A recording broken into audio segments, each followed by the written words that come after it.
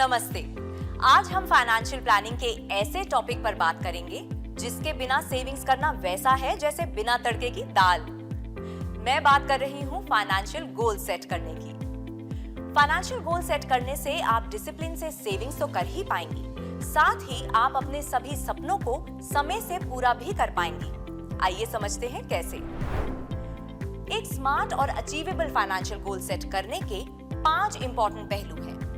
पहला और सबसे जरूरी, गोल को डिफाइन करना, यानी आप अपनी सभी फ्यूचर जरूरतों और ड्रीम्स के हिसाब से गोल्स को क्लैरिटी से लिस्ट कीजिए। जैसे एक घर खरीद पाने के लिए आपका फाइनेंशियल गोल होगा घर की डाउन पेमेंट। उसके बाद हर गोल के लिए कितनी सेविंग्स करनी है वो भी फिक्स कीजिए।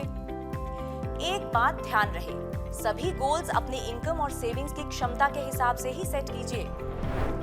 अगला इंपॉर्टेंट स्टेप है अपने फ्यूचर की जरूरतों के हिसाब से गोल्स को प्रायोरिटाइज करना।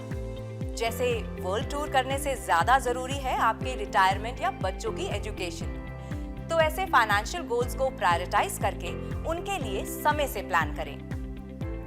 आखिरी और बेहद जरूरी है हर गोल को अचीव करने का एक टाइम फ्रेम यानी अवधि सेट करना। ये निश्चित करना कि गोल शॉर्ट टर्म है, मीडियम टर्म या लॉन्ग टर्म इंपॉर्टेंट है।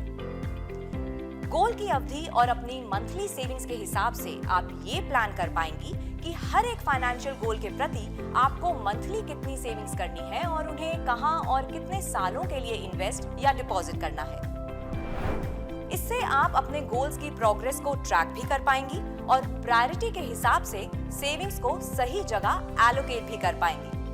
है ना फुल प्रूफ और बेहद ही आसान। बस इन 5 चीजों का ध्यान रखकर अपने फाइनेंशियल गोल्स सेट कीजिए और अपने सपनों को सच होता देखिए।